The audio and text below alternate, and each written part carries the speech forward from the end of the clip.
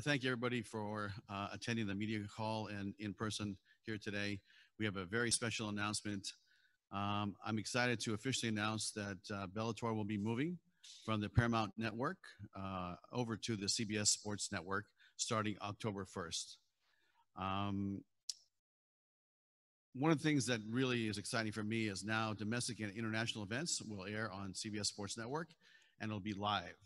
So you'll see different times coming from the fights in Europe, and you'll see times from the United States where both coasts will air it live, unlike before when we had to wait on the West Coast for the programming. So this is something our fans have been looking forward to for a long time, and so finally we're able to deliver it. And again, this is a function of all the different platforms available to us from the Viacom family, and we're happy to make the change and be over on a sports network. But I will say this, Viacom's commitment to mixed martial arts has been strong since 2005. And since 2011, Viacom has been supporting mixed martial arts through Bellator, through MTV2, through the Spike Days, and on Paramount. And now, because of the merger, we're able to shift over to a sports channel, so CBS Sports Network. So that's a little bit of the history. Now let's talk about the events. The very first event that will air on CBS Sports Network will be the fight from Milan, and that will be October 1st, and that will air at 4 p.m. Eastern here. It's on a Thursday, and be Paul Daly versus Derek Anderson. And the second fight will be the Saturday, October 10th fight from Paris, from the Accord Arena. This is something that's been really 4 years, 4 years in the making. I'd like to thank a lot of people. I can't thank everybody today, but there's the Viacom government affairs domestically, the Viacom government affairs in France. They've really been the lawyers that have all helped lobby this position of getting mixed martial arts approved. Listen, we weren't the only ones, and there was a lot of people chipping in. So it really was an effort by the whole mixed martial arts community to try to get MMA approved, and it took a long time, but we're finally here, and I'm very honored. And I'd like to thank the French Federation of Boxing, the French Federation of Mixed Martial Arts, the French Ministry of Sport, to allow us, Bellator, to do the very first fight in the history of the country. So it's a very big deal. This is monumental. Again, it's something that we've been working really hard for the last 3-4 years, and look forward to October 10th. The next fight is the first fight that we'll do domestically, and that will be a fight between Chris Cyborg and Arlene Blenkau. So to me, that's a very big fight. We're going to do it here at the Mohegan Sun. That's going to be Thursday, October 15th. It'll be at 9 p.m. Eastern, and that fight will be live on both coasts, as we discussed earlier. And when we're ready to announce some of the undercard fights, we will do that in a very short time. And I do have one more great fight that we're going to announce today that really hasn't really been talked about, and that's the fight on October 29th. Douglas Lima, our current welterweight champion, will move up to fight Gegard Mousasi here at the Mohegan Sun, October 29th in prime time on CBS Sports Network. So I feel like we've made up all the fights that we had originally planned before COVID hit. And yes, it's a different situation, but I feel like we're delivering, and October is going to be a massive month for Bellator. And I'm really excited about the fights that we're bringing to CBS Sports Network. On another note, just to make sure everybody understands, October 3rd in Dublin, October 10th in Milan, and November in Tel Aviv, the fights that we traditionally have done live and in person and done arena shows, those dates will be canceled because we're doing the fights that we talked about earlier, and those will be, Milan will be no audience, but Paris, we'll be allowed to have 5,000 people in the building. So it'll be the first time Bellator, or I think any mixed martial arts in Western Europe or North America, will have a live audience back. And it's not going to be the full arena, but we are allowed to have 5,000 people. So we are very excited about that. At this time, I'd just like to open for questions. All right, we're gonna start with a couple of questions from the people in the audience here with us, and if you have questions for the online audience, please raise your hand. Nolan? Hey Scott, congrats on the deal. Talk to me about changing from a network like Paramount, which you obviously had a lot of good shows on, and you're leaving that behind. But going to an actual sports network, you just talked about the flexibility that you're going to be able to air live events.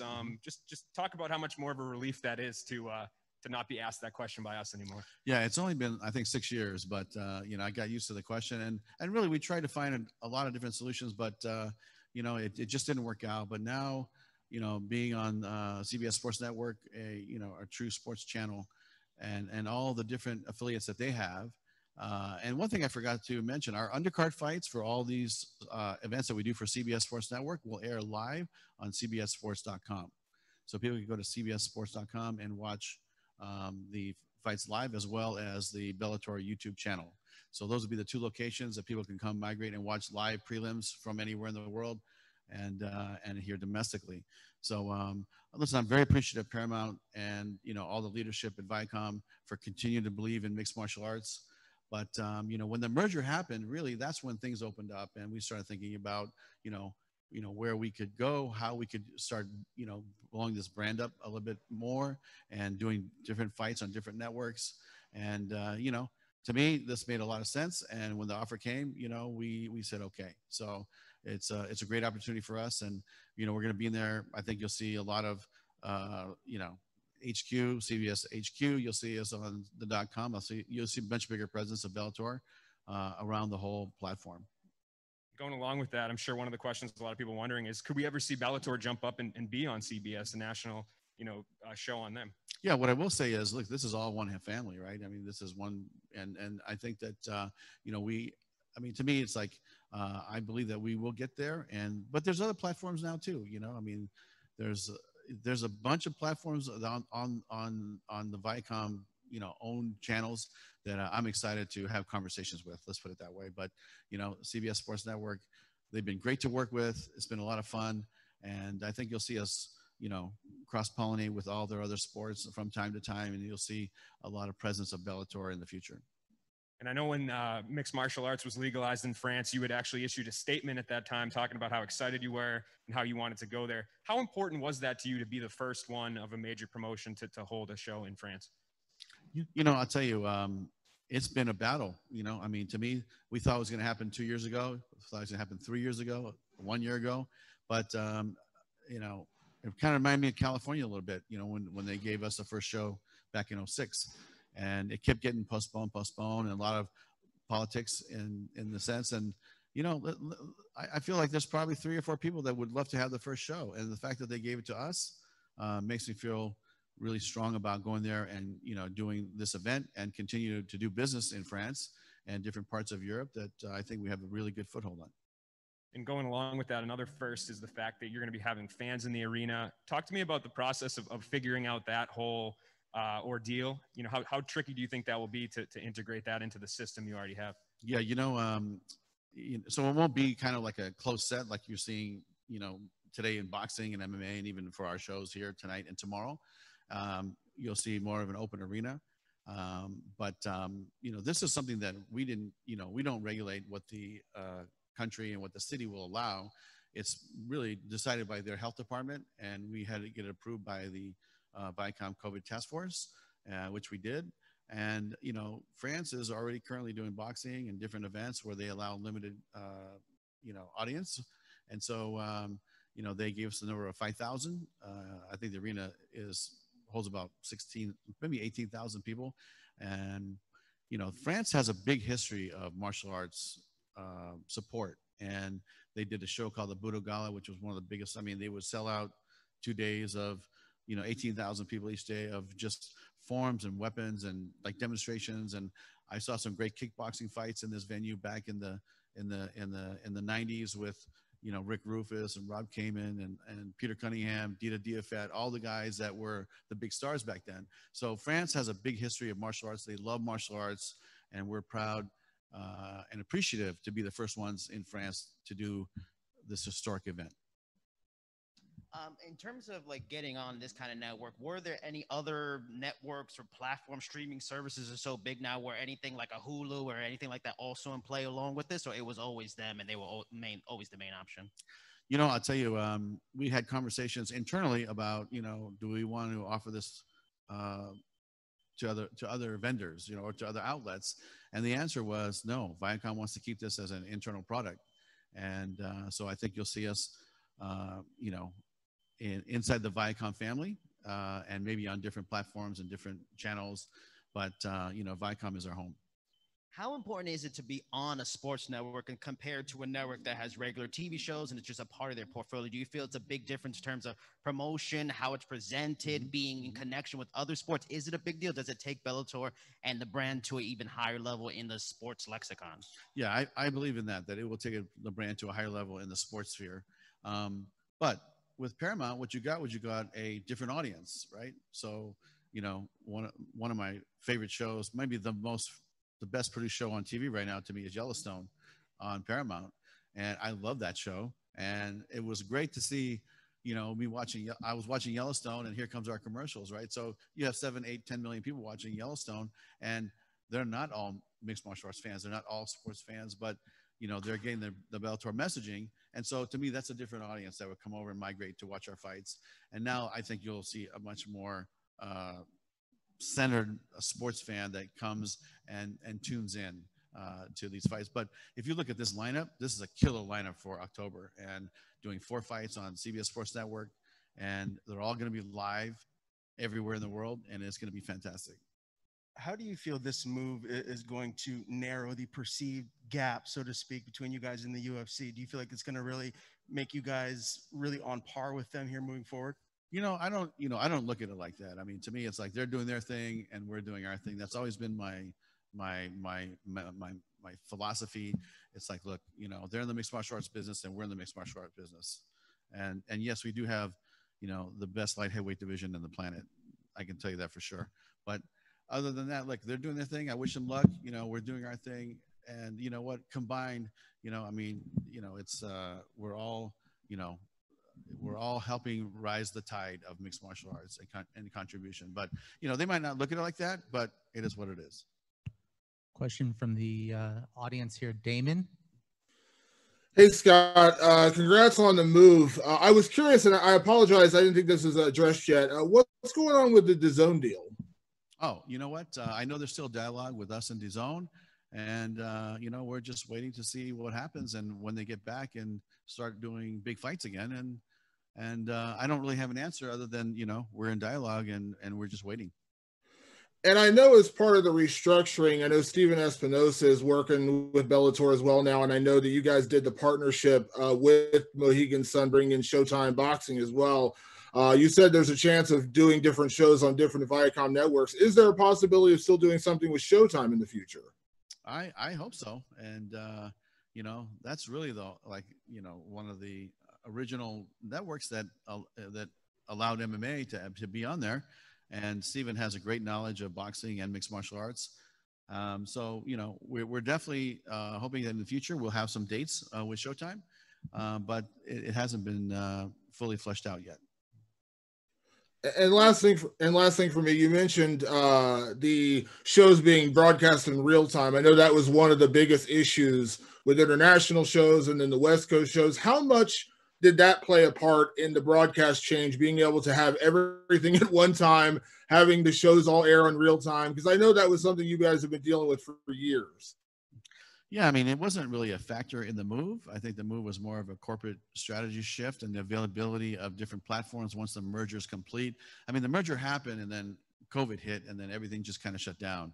And now that things are starting to loosen up and starting to move forward, and I'm not saying business is as usual, but it's definitely some more movement and some more things happening. And that's when we decided to make the move. And I think that, you know, Paramount is happy with it. CBS Sports Network is happy with it. And, you know, we're going to go for it. So I have a question about dealing with the French Commission or the sports agency there. Since it is their first sanctioned MMA show, what were they requesting, or can you tell us what rules they'll be recognizing? And, you know, with first show, like with when New York State legalized MMA, there was a lot of wonky outcomes that came out with some fights. I'm just curious to know what's the French Commission dealing with in terms of rules and sanctioning all that stuff. Well, I do know that there's been a lot of meetings back and forth within, you know, their organization, the Minister of Sport, and the French MMA is governed by the French MMA Boxing Federation. And so, you know, they have knowledge of, you know, there's referees, there's officials, there's timekeepers, scorekeepers, that sort of thing. So there will be some meetings that we'll probably have with them in the near future. But, you know, what I told them was, you know, we had a Zoom call, and I said, if you guys need any help, you know, please let us know. This is your country. We'll abide by your rules. But this is the, you know, rules that, you know, that we abide by. And we're happy to send over anybody like John McCarthy, let's say, and go talk about it, or, you know, help them in any way possible. But that's, you know, that's something that we're going to, you know, as we get closer, we'll have to flush out. But I feel confident that, you know, this will all be done in good time before October 10th, and we'll have a great show on the 10th. Gareth Davies. Good evening from London. Can you hear me? I can hear you, Gareth. You look younger since the beginning of lockdown, Mr. Coker. It's good to stay home and have a schedule. Absolutely. Yeah. Be on the plane, plane food all the time. Well, I must say, I miss you guys being on the road. Can't wait for the air bridge to open between the UK and across the pond to America. But it's brilliant that you're coming here. Can I just ask you, with regard to Madrid and Paris, will it be within the fight bubble? Will there be, you know, extreme testing and all the things you've got at Mohegan as well? Will those protocols all be followed in spite of the fact there's a large audience in Paris? Yeah, the first fight is actually in Milan, Italy. The second fight is in Paris, France. Oh, sorry, Milan. Sorry, I said Madrid. Yeah, I meant Milan. Sorry. So Milan will not have any audience, but the fight in Paris will have, let's say, 25% of the arena, which is, I believe, what the number is, 5,000. So we'll be allowed to have 5,000 people there. But you are correct, Gareth, in that we will have to quarantine, test, retest, and the whole week is going to be run just like it's run here. That's the way it was approved by the parent company, and that's what we'll do. So the same process of being at the Mohegan Sun here for the fight week, the fighters will experience the same thing at the fight in Milan and in Paris. So they'll be bussed from a local hotel. A local hotel presumably will be the protocol area and a controlled area of a hotel before they're bussed to the events and so on, you know, with limited people around the arenas. Yeah. And I do believe that like the arena will be the site. So the arena will have our offices, the arena will have the gym set up, the arena will have all the testing stations in place. And so just like here, where we're utilizing the full arena here at the Mohegan Sun, the arena in the different cities that we're going to will be the bubble. And so the only place they'll go back and forth is from the hotel to the arena, back to the hotel, and then they'll stay in that zone until the fight's over. Final one for me, because I know there's loads of people around the world that want to ask you questions.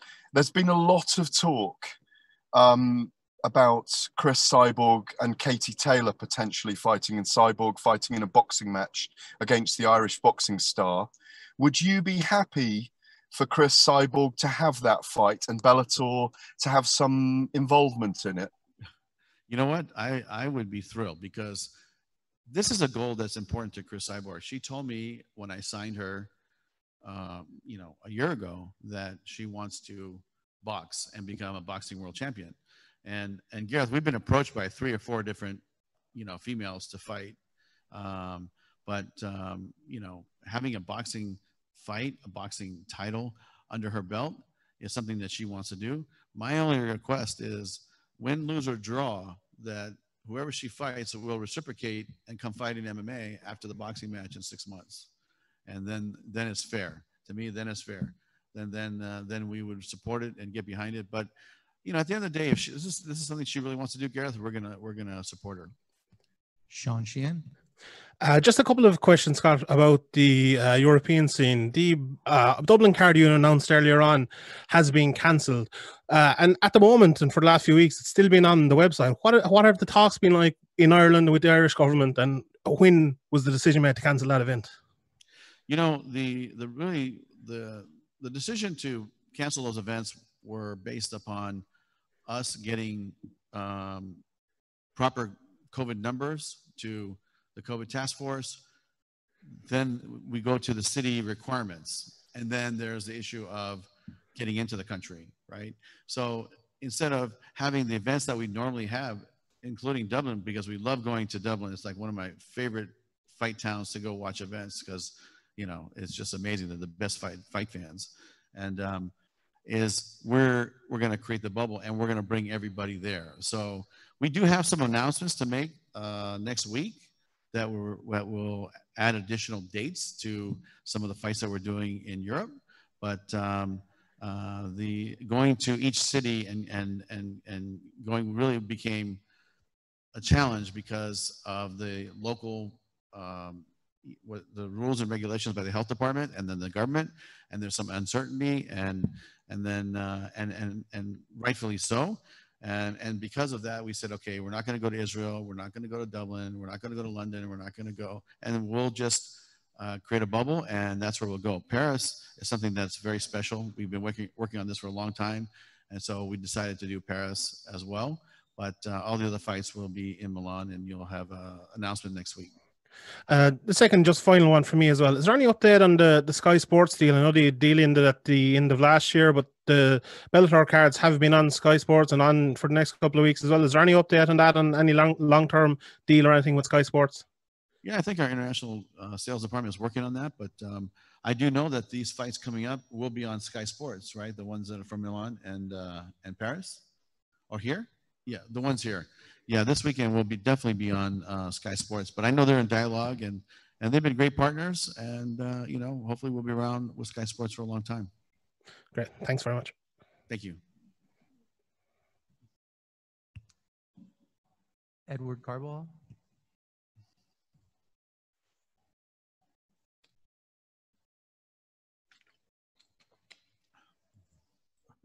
Hi, Mr. Coker. I'm wondering if, with all the talk with the boxing and MMA deal with CBS Sports, I know the event in Paris also has got a couple of boxing matches attached to it. I'm wondering if, and it might be too far ahead to think about, but I'm wondering if in your mind, as someone that loves combat sports, another perhaps a hybrid boxing MMA event, dynamite type situation is on your future agenda.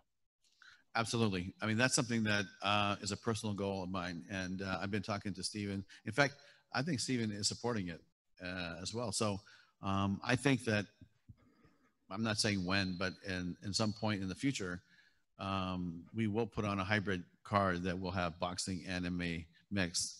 And that will be a very, very cool event. Thank you. We'll go to Giancarlo Alino. Hi, Scott.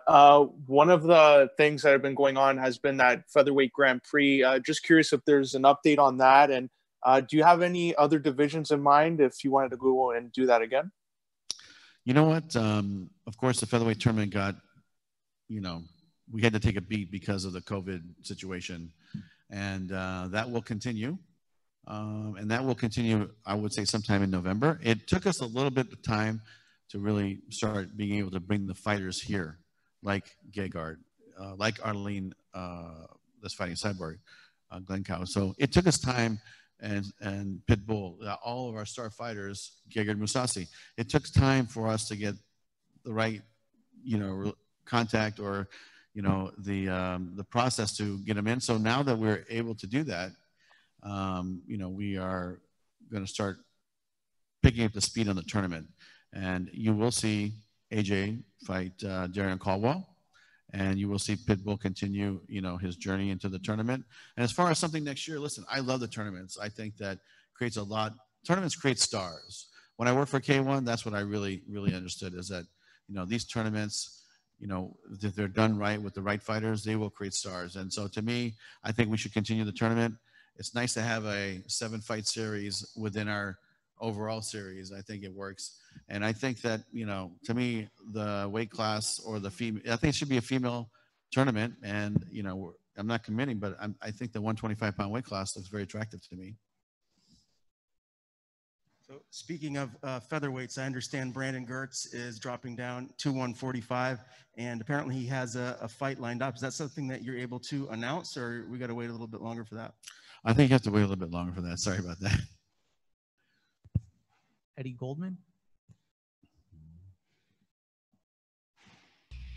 Hi, Scott. Can you hear me now? Yeah, I can hear you, Eddie. Okay. How you doing? How you doing? Doing good. A question about, is this part of an upgrade of CBS Sports Network? Because since the remerger of Viacom and CBS, it looks like they're trying to put more live and top level events on that network. So do you view it as part of that whole process? Well, you know, when I watch CBS Sports, I see college football, I see WNBA, I see PBR, I see, you know, a lot of great sports, and now you'll see MMA. And I think that you know, the way they have embraced us and really wanted to support us and get behind us, it makes me feel really encouraged about the future promotion and all the, like I said, the cross marketing, the cross pollination of our sport into regular sport, and I think that it's going to work. I think that it's a good fit for us. Have there been any discussions about what's planned? What I've been reading about, there's a plan for next year to upgrade and reorganize CBS All Access, the streaming service, and sort of consolidate a lot of the streaming platforms that they have. Has there been any talk about possibly in 2021 or after putting Bellator on a revamped and expanded and renamed also CBS All Access? You know, those conversations have not happened. We are talking to the digital side, but that's mostly for, you know, CBSSports.com, which will air our prelims, things that relate directly related to Bellator. But listen, that CBS All Access app is, I have it personally. I think it's amazing. You have such great content on there. And, you know, don't be surprised if we do something one day. But right now, you know, we are a CBS Sports Network product, and we're gonna put on some great shows. As you can see, like I said, this lineup is a killer lineup. And you're going to have Gegard Mousasi fighting Lima, Douglas Lima. You're going to have Cyborg. You're going to have Paul Daly, Czech Congo, MVP. I mean, it's some, you know, big star power driving Bellator into CBS Sports Network. Apologies if we didn't get to you. We'll take our final question from Kevin Varghese. Hey, Mr. Coker, congratulations, first of all, on the deal with CBS and you know, holding your first event in France. Could you mind walking, like, the moment they announced, hey, MMA is coming into France, like, did you immediately get in touch and try to see, hey, how can we get the gears working with the French Federation? And how long did the process take before it finally got finalized? You know, we were in the mix way before they approved the sport of MMA in France. And we were there monitoring the situation. And, you know, what happened was when they said we're going to legalize it, then it became, okay, who's going to govern it? Is it going to be the Kickboxing Association? Is it going to be the Judo Association or Federation? Is it going to be the Boxing Federation? And the Boxing Federation won out. And then we had meetings, but we met with all of them. And, you know, the process was finding out what's possible, what's not possible, when they'll be ready to go. Then the rules and the regulations was something that we talked to them about, and they had to figure that out. And you know, that there was a little bit of a beat between the time we got it green lit to actually throwing a fight, which will be October 10th.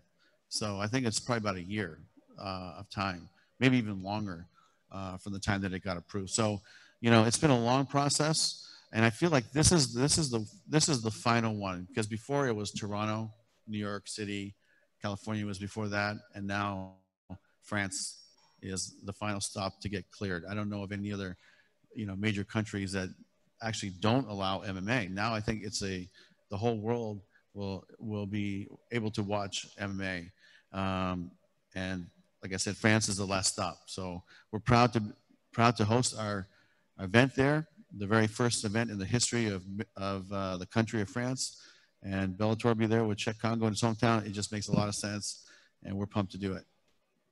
Last question from me. Okay.